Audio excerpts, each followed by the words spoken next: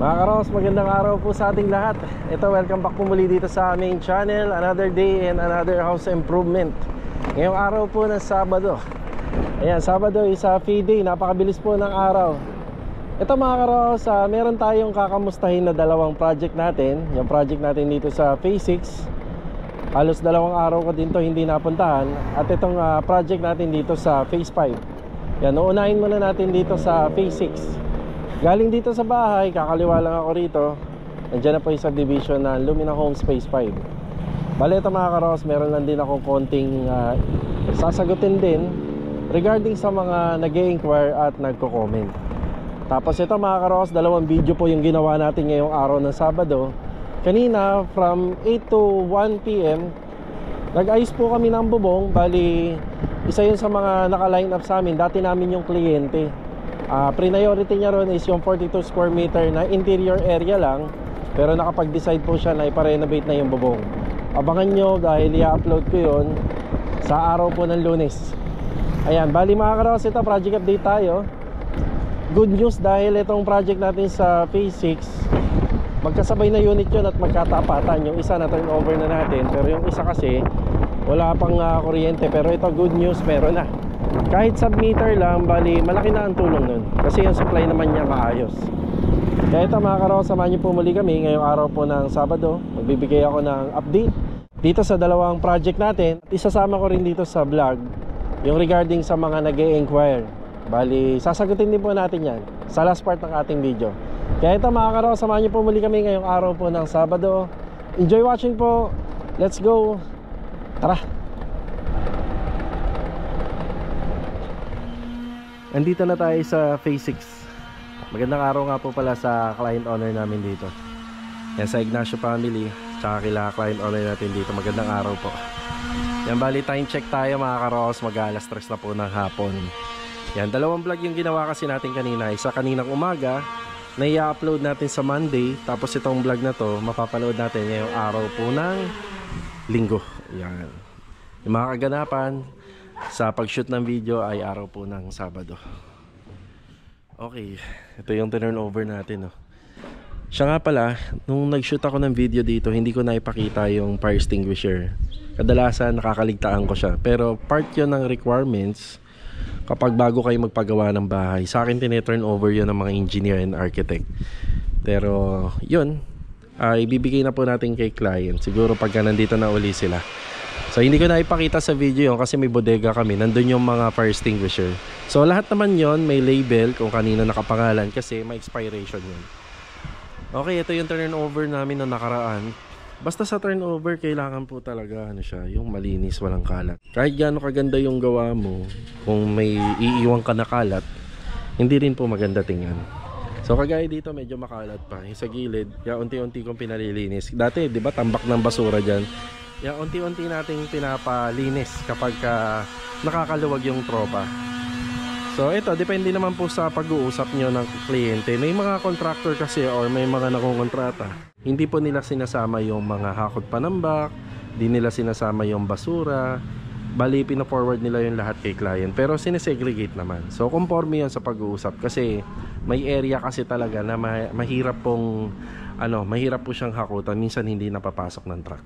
So conforme sa pag-uusap.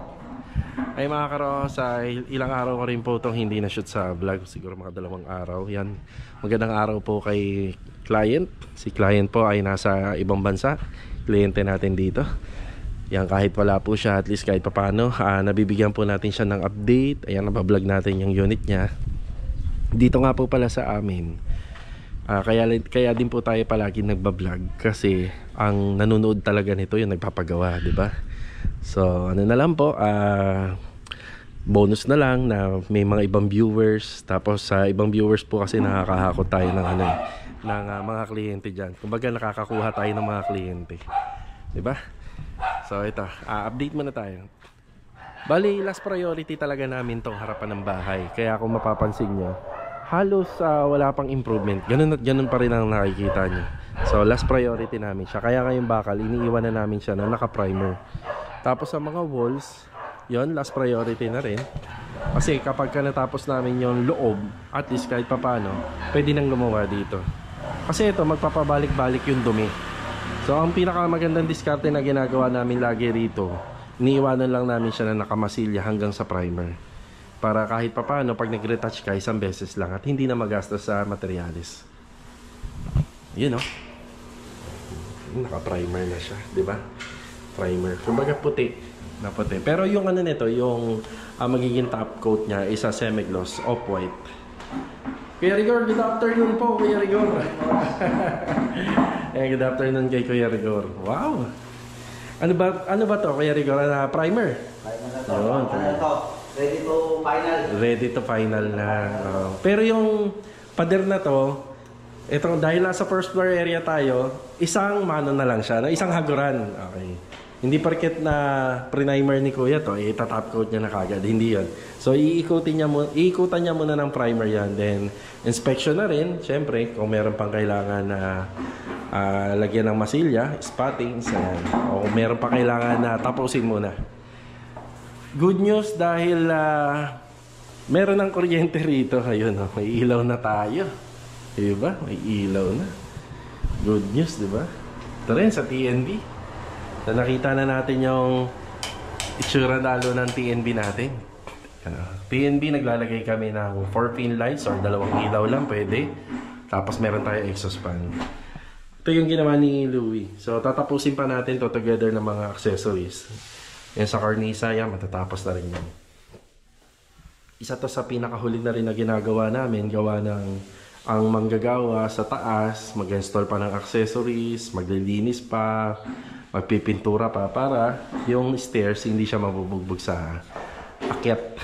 Pero yung mga hagdanan naman talaga ginawa para akyat pa na ako, diba? Pero mas maganda kasi ita-turn over natin siya ng malinis. Yan. Yan, meron ng kuryente si client. Submeter, yun. Nung ginagawa po kasi namin yan, kasabay niya to. Tapos nakiusap ako dito sa kabila na baka pwedeng makiconnect muna habang ginagawa naman namin muna to.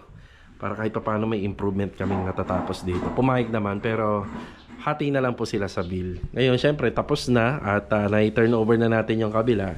Yan ang winorid ko. Baka wala kaming gamitin na kuryente rito. At least kahit pa paano meron na. Malaking advantage syempre kahit sabihin mong pintura lang naman yung ginagawa. Iba pa rin kapag may liwanag. Ayan na. Primer na. Dito tayo sa taas. Stairs. Ito nasa ano na to eh. 80%. Yan, 80% na. Diba? Ayan si Master Dindo. Magandang araw po. Oy, magandang hapon sa inyo lahat. Yun o. Ay, shoutout nga pala sa anak ko. Happy birthday. Ay, kuya, happy birthday pala sa anak mo ha. Nakita happy birthday, Diana. Mabuhay ka hanggang gusto mo. Mag-aaral ka mabuti. Yun. Diba? Yan lang. Yun lang naman eh. Lahat ng pagsusumikap ni Master Dindo eh. Para sa mga anak eh. Mga anak yan. Okay, ang update dito, mga ginawa po nila, yan na yung cornisa natin. So, seal gray siya ng aqua gloss it. Parang hindi na kayo masyadong nahihirapan niya kasi naka-aqua gloss it na tayo eh, no? Hindi na siya masyado. Oo, hindi na masyado. Ang bilis din kasi matuyo nun. Kasi mabilis siya matuyo. Hindi ka tulad sa QDE. Pag isang ano, hintayin pong matuyo, mga 3 oras o maghapon. Tapos pagbalik mo, puro alikabok na. Ayun, ang nangyari, didikita na. Didikita na. Yan, madali. Ang bilis kasi pa ano lang siya, latex type. Oo. So, ang ginagawa rin ni Master Dindo rito, bali, primer, no? O sir, ano? Primer coat. Actually sir, may unang mano na to. Kaya lang, siyempre. Doon na makikita, may retouching na. So, ano na nga pala ito? Naka-semi-gloss.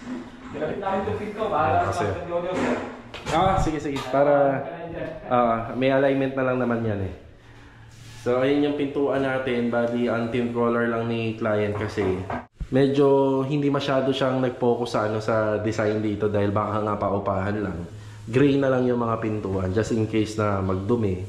Madali lang naman pong punas-punasan at nandun pa rin yung color niya. So, ganun din. Nagkaroon din ng kornisa. Sa kornisa kasi minsan hindi design. Parang yung kisame para tumibay din kasi naka-interlock na siya, 'di ba?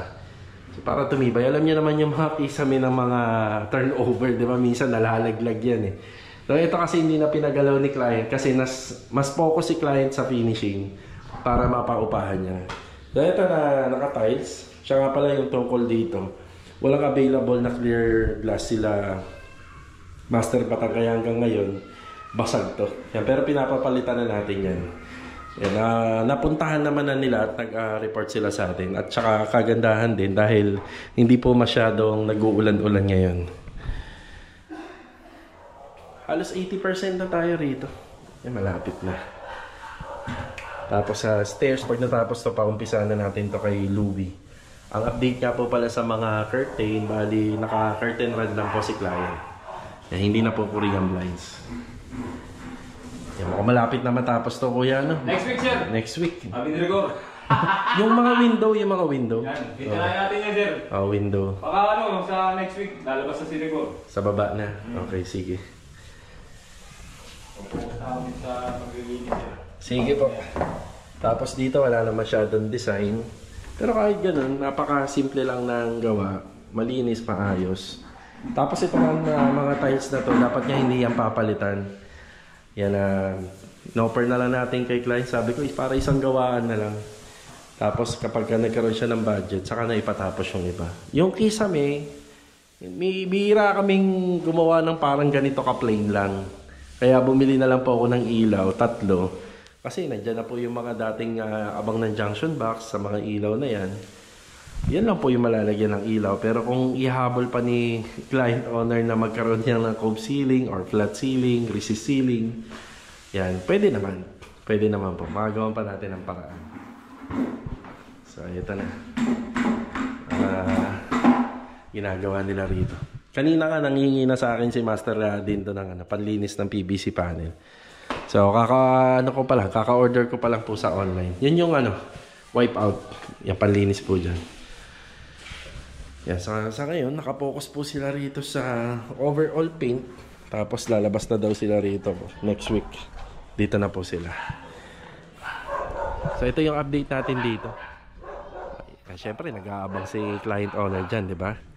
Naabangan niya yung video natin dito para nakikita niya na may gumagawa, nakikita niya may improvement kasi meron din siyang hinihintay dito kung kailan natin ito matatapos. So, nakafocus muna tayo sa overall paint. Isa kasi yan sa mga bagay na mga matatagal sa renovation. Yung paggawa po ng gate and grills, madali lang yan. Kahit mga 3 tao, kayang tapusin to ng mga 2 or 2 kalahating araw or 3 araw. Pero kapag pininturahan na po yan, minasil yan, medyo tumatagal na. Kasi may mga curing time, hindi mo siya pwedeng dire-diretso. Siyempre patutuyuin mo yan, di ba? Okay, ayan, magandang araw muli kay client owner. So, update ulit tayo rito sa mga magagawa pa sa susunod. Yan, meron pa tayong repair and maintenance sa bubong. O ito, unahan ko na kayo. Repair and maintenance lang talaga si client. Pero kung may makikita tayo dyan na talagang malala, na makakaapekto sa mga ceiling, sa tagas ng ulan, ire-report natin sa kanya. Ngayon, kung sasabihin lang ni client owner na i-repair na lang muna dahil kulang pa sa budget, wala tayong magagawa. Diba? Pero mas maganda para sa atin, na po. Diba? Renovation na. Pero malaking gastos kasi. Diba? Tapos dito, waterproofing pa ng slab. Uulitin yung waterproofing dyan para pag turn over natin, yan na, okay na. Siya nga po pala, kailangan yearly dapat nagpapamaintenance ng slab for waterproofing. Conforme yun kung gaano karami yung bagyo na dumating, diba? Conforme naman yun. Pero yearly dapat. Minsan nga twice a year. Yun ang waterproofing maintenance. Yun na. Alright. Punta naman tayo sa phase 5. Tara. Nandito na tayo sa phase 5. Ay magandang araw kay Sir Jason. Yan, sa client owner namin dito. Isama ko na rin si Ma'am Krishna. Ayan yung bahay niya. Ayan, ano na mapapansin nyo rito? Parang meron kayo napapansin na. Okay, di ba? Yung segregation at saka yung linis. Okay, ito, wala naman sa plano. Ito, yun, nakikita nyo na yan. Yung hagdanan po yan. Pero ang finish namin ito na. Gawa ng, baka ano na po tayo rito. Mapuntahan na tayo at masita. Mas maganda sana to kung malalagyan pa natin ng mga non-skid na tiles, mas okay pa yun. Pero mas maganda yun kung nandito na lang po yung may-ari, gawa ng baka mapatigil tayo sa renovation. Kuya Sandy, magandang araw po, good afternoon.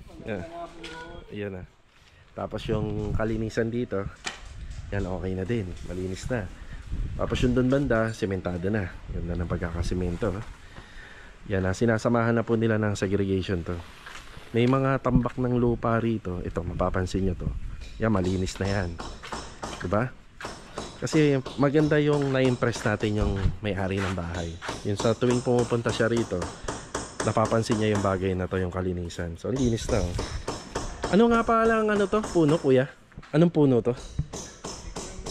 Pero matagal na siya nandyan. Okay. So, pwede ko siyang, lagyan ng used oil. Marami akong used oil dun eh. Sa mga makina ng sasakyan. Para hindi na talaga siya tumubo at mamatay na yung ugat. Kuya Richard pala, nandito. Yan, ganda ng mga papayo, di ba? Kuya Richard, good afternoon po. Ang ginagawa ni Kuya Richard dito, lalagay po siya ng tiles dito, pati yung sa sukalo. Kaya nga pala hanggang dito nilang yan, kasi ang sinakop ko lang dyan is yung 2 meter by 2 meter. Para kahit naman papaano kapag umuulan, may floor drain, merong privacy itong area na to. So, ito sakop ka pa naman to eh. Sakali magpapagawa na po siya ng back extension at may permit na, yung babakuran niya to. So sa ngayon, kung ano lang yung convenience sa kanya, according dun sa budget renovation niya, yun lang muna yung gagawin natin. Pinatanggal na rin po natin yung mga lumang tiles dito. Tapos yung butas niya rito sa kitchen counter, bali magiging isang slab na lang to. Malaki rin ang pakinabang nito. Yan, napakalaki rin ang pakinabang dahil gawa ng kapag halimbawa gusto niya mag-ihaw dito o meron siyang counter, di ba? So, meron siyang pwede pang mga paglagyan ng mga gamit. Yung tiles natin dito is 40 by 40, non-skid din naman po yan. Tapos yung mga sukalo niya, yung riser, pinalagyan na rin po natin ng tiles, di ba? Tapos yung doon banda, yung sa pagitan ng wall, hindi po natin niya ipapasemento. Bubusan lang natin ng graba para hindi po ma-stuck yung tubig. Yan, linis. Alihakot pa ng bak na lang po yan. Yan. Ang nagustuhan ko rito, yung hagdanan, siyempre. Ako, wala sa plano to, pero siyempre, nagmamalasakit tayo dun sa nagpapagawa. Hindi naman po malaking bagay yan or hindi naman malaking kawalan sa kikitain natin habang nagpapagawa si client. Gusto ko kasi pag may mga bisita po sila, hindi mahihirapan. Tingnan nyo naman, ilang steps yan. 1, 2, 3. Imagine niyo kung lupa lang yan. Hirap na hirap pumasok yung may-ari ng bahay, papasok sa loob. Lalo na kapag maputik, dadalhin niya pa yung putik dun. May bisita silang matanda, di ba?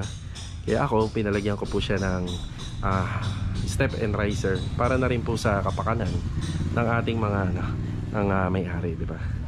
Pero wala pong bakod, bawal pa. So ito lang talaga. Dito sa loob, yan. Pinabubuksan ko yung ilaw kung may mapupundi para mapalitan natin bago i-turn over. Louie, good afternoon, Louie. Okay, meron din kaming isa pang bagay na wala rin sa plano na ginagawa namin dito. Yan na, ganyan talaga sa renovation eh. Kung ano yung dapat mong ayusin, i-ayusin na natin. Kita nyo kung gaano kakapal to. Diba? Yan, pinatiles ko na po to sa gilid. Kasi kung hindi po natin yan lalagyan, tabingi po siya. Sayang yung ganda nung ilalagay nila Master Batang. No? Mapapaya tayo kay Master Batang, no? Magalit yun, wala sa hulog. Oo, magalit yun, wala sa hulog. Sasabihin ng pangit tong gawa natin. Ha, yung gawa daw natin yung pangit, yung kanya maganda. Yan, pinapalagyan na po natin siya ng tiles hanggang sa dulo. Nakita nyo naman kung tabingi yung loob, tabingi din dito sa labas. Tapos ayan yung pader na yan, naka-tiles po yan. Pati yun dun sa ibabaw. Kung ano yung ginamit ni Louie rito, siyang gagamitin na lang din po rito. Tsaka dito banda. O, di ba? Yan. Sa installation, sa mga mason, malapit na tayo matapos. Tapos na rin tayo sa mga finishing carpentry. And mga kasunod na po nito, overall paint. So dito na naman pupunta yung mga pintor natin. So mga pintor natin, hindi po sila nawawala ng trabaho. Natatambakan pa nga, dire-diretso. So sa taas, ganun pa rin naman po. Akit pa rin tayo. Yan. Ganun pa rin po sa taas. Yan pa rin yung sitwasyon dito. Ang hinihintay dito yung overall paint. Pupunta si client sa mga susunod na araw para dalhin na yung aircon at may mga ilang pang gamit na dadalhin para mapagplanuhan na rin natin kung paano natin kakabit. Window, cabinet. Yan, windows, cabinet. So sana kapag bumisita si Sir Jason dito, ma-impress natin siya, matuwa siya. Yan naman yung kinatutuwa natin eh. Pag masaya si client, masaya tayo, di ba? Tapos dito meron kaming ilalagay na design. Iabangan na lang natin na pinagagawa ni client.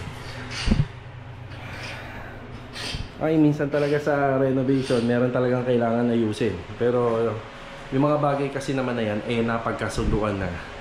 Nung una pa lang, parang nag-a-adjust na lang po kami dito. O kung itutuloy namin installation ng tiles nito, parang sa workmanship kasi, tinuloy mo pa, alam mo na nga tabingin, no? Luwin. Kaya ginawa namin, inayos na lang namin, no? Di ba? Ayan, si Kuya Richard dito. Dito naman, syempre, nag-flooring na kami. Kailangan malagyan po natin to ng tiles. Kasi yun ang sinasuggest namin kay client. Hindi 100% na maganda yung klibe kapag simentado lang. Mas maganda po naka-tiles.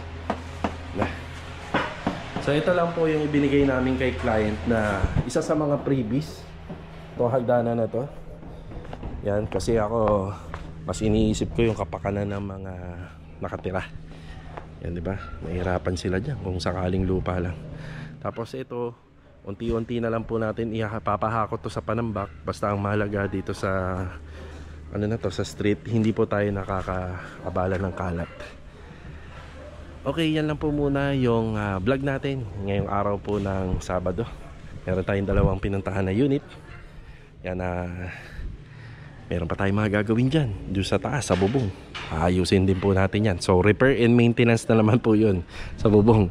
Pero kung talagang dapat i-renovate, ipapaalam natin kay client. Tapos overall paint and retouching na lang po rito sa loob ng bahay. Then dito, iiwanan lang po natin yung natural ground level niya na malinis yung lupa. Dito walang kalat, malinis din. Pero yung dalawang papaya na yon, hindi po. Mapapakinabangan pa po nila yan. Diyan lang yan. Ganda ng sikat ng araw.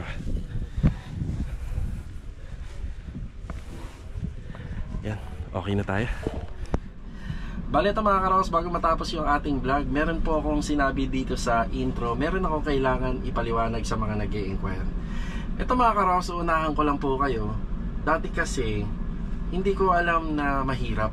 Hindi ko alam, akala ko madali lang. Yung nag-uumpisa pa akong mag-vlog, kayang-kaya kong i-handle lahat ng mga nagko-comment. Kayang-kaya kong i-handle lahat na nag-i-inquire. Sabi ko nga po doon, halos hindi na po talaga ako nagpapahinga sa loob ng isang araw. Kasi pagkadating ko sa bahay, mag-e-edit tayo ng 1 hanggang 2 oras. I-export natin yung video, i-upload natin yung video para kinabukasan ready na siya, alas 8 ng umaga. Aside pa dun sa mga ginagawa natin, meron pa akong mga kinakausapan na kliyente. Ilan sa mga kliyente sa ongoing project, nag-uusap po kami niyan. O hindi sa messenger, through phone, ayan, sa tawag. Minsan, pinakamababang usap pa namin, 30 minutes, pero minsan umabot na 1 oras. Siyempre, natural yun mga karos, kasi habang ongoing project, may mga minsan, may revision, may pinadadagdag, or minsan may mga nakakalimutan. Kaya kailangan mo talagang kausapin yung may-ari at nagpapagawa ng bahay. Pero dati, naisisingit ko pa halos araw-araw na nakikipag-usap ako sa nag-i-inquire kahit hindi naman po magpapagawa. Nakikipag-usap po ako sa mga nag-i-inquire kahit po matagal pa po magpapagawa, magpapaline up. Medyo nahihirapan na po tayo sa ngayon. Meron mga ongoing na mga naka-line up sa mga project natin. Yun yung mga matatagal ko na po nakausap at ngayon pa lang po paparating na gagawin. Pero yung mga halos napakadaming nag-i-inquire sa loob ng 1 araw. Siguro nga ang pinakamarami po na nag-inquire based po sa mga namin sa Messenger at saka sa dito sa YouTube channel. Pinakamarami nag-inquire sa loob ng 1 araw ay umabot po ng 2,000 messages. Tuwing Sunday, nagbubukas po kami ni Mrs. ng mga inquiries sa spams, sa message request. Ang pinakamadami po na binasa namin ay umabot po na more than 3,000 messages. Doon pa lang po talagang drain na kami kasi yung iba nire-replyan namin, yung iba pag nakita namin na sobrang layo, talagang ine-exit na namin kasi kapag ka nag-reply pa po kasi kami, talagang dadami lang po yung conversation na haba. Ito mga karaos, humihingi po tayo ng paumanhin, pasensya, at humihingi rin tayo ng tawad sa mga mga nag-e-inquire, nagme-message na bakit ang tagal natin mag-reply, bakit hindi tayo nagre-reply. Isang dahilan po kasi mga karos, wala naman po tayong admin. Busy tayo araw-araw po sa trabaho. Simula umaga, bukod pa doon sa construction, plano, renovation, purchasing, may vlog pa. Bukod pa po sa vlog, may editing pa. Siyempre, nag-comply din tayo kay client, tsaka sa mga supplier natin. Ayan. Kaya ako, minsan hindi ko na po talaga magawa na mag-reply pa. Pero nagbabasa kami ng mga messages mga karos. Tumitingin po kami. Yung mga sobrang lalayo na Bulacan, Laguna, San Pedro, North, South na hindi na part ng Cavite o sa labas na ng Tansa, hindi na po natin yan kaya. So sa ngayon nag-a-adjust pa lang po tayo. Kaya nga dun sa mga laging nanonood, kaya lang din po kami nag-video, nagbablog. Kasi yung mga nagpapagawa po ng bahay, sila po yung number 1 na viewers natin. Siyempre ikaw yung nagpapagawa ng bahay, gusto mo na lagi mo nakikita yung bahay mo. Kahit sa video man lang, di ba? Yung pagbablog mga karos ay isang bagay ito kung bakit nandito kami ngayon. Kung bakit malayo na yung kahit papano narating namin. Kaya nagpapasalamat po kami ng lubos sa inyo. Dahil sa mga tulong nyo, lagi kayo nanonood. Kaya nandito kami ngayon. Yan, di ba? Kaya dumami yung project namin. At saka ito na rin po yung ginagawa naming marketing para pag may nag-e-inquire at nagkasundo kami, ayan, at least nagkakaroon tayo ng panibagong project. Pero hindi naman po lahat ay malalahat natin. Sa sobrang dami na nag-e-inquire, ilan lang naman po doon ang mapwede naming gawan. Sa loob ng isang taon, siguro 7 o 8 unit lang ang kaya naming tapusin. So, ayan mga karos, sana maintindihan nyo kasi meron akong mga nababasang negative comment doon. Alam ko, naintindihan ko kayo, sobra. Naintindihan ko kayo. Pero sana po, ma-feel nyo lang din yung sitwasyon din po namin. Ma-feel nyo rin na kung bakit hindi kami nakakapag-reply. Kasi alam nyo, kung tutuusin lang, opportunity yan eh. Kung ako lang si Superman, gusto ko lahat na nag-inquire, makuha ko, magawan ko ng bahay. Pero hindi ganun ang reality. So, 'di ba? Kailangan nasa ayos ang lahat. Kaya nga minsan may tinatawag kaming ocular visit. 'Di ba? Iniisa-isa namin. Hindi po natin 'yang kayang lahatin. At hindi rin po namin pinepersa yung mga sarili namin na gumawa na meron pa kaming maraming project na maiiwan tapos gagawa na kagad sa iba. Kasi hindi na po natin 'yan matututukan. Meron nga mga ibang kliyente na ino-operan kami free meal, free gas, diba? Dodoble ng miscellaneous. Ang daming magagandang offer pero hindi natin yung ginagrab. Hindi tayo nagte-take advantage kasi sa atin para matutukan natin yung project. May turnover natin ng maayos. Lagi nating tatandaan, masama kapag sobra-sobra na. So hanggang doon lang tayo sa kaya natin. Mga karos, hindi ko man masabi lahat ng paliwanag ko tungkol sa bagay na yan. Matagal ko na sana kasi gusto tong sagutin. At least ito, nakapagbigay na ako ng saloobin ko. Sana maintindihan niyo po. Ako ay nagpapasalamat sa inyo sa walang sawa niyo po suporta. Simula nung nag-vlog ako, nandito pa rin po kayo. Ayan, marami pa po tayong makipapakita pa sa mga vlog natin. Ayan, maraming salamat po. Sana po naunawaan niyo ang lahat. Ako po ay humingi ng pasensya, sorry, tawad sa mga hindi namin agad nare-replyan at hindi na nare-replyan noon pa. Bali, nag-iisa lang tayo sa bagay na to. Wala tayong admin, wala tayong pambayad nun kasi yung sinasahod natin sa YouTube channel medyo sapat lang para sa mga maintenance, sa application, sa editing. Pero yung mag-hire tayo ng admin para sumagot lang ng inquiry ay hindi pa rin po sapat yun. Dahil ang pinakamagandang makakausap nyo dito ay walang iba kundi ako. Kaya sana pakiunawa na lang po at pakiintindi sa mga malalapit dito sa Lumina Homes, malalapit na subdivision dito sa area namin. Mapupuntahan namin kayo basta libre yung oras natin. Ayan. So kita-kita na lang po ulit mga karosa sa susunod na video. Sana naunawaan nyo yung aking paliwanag. Hanggang dito na lang. God bless po sa ating lahat. Ito, paalam po muna. Tara. Ay, yung kliyente natin sa Phase 6 nagbigay siya ng For the Voice. Okay. Ito ha, bigay ni Family Ignacio.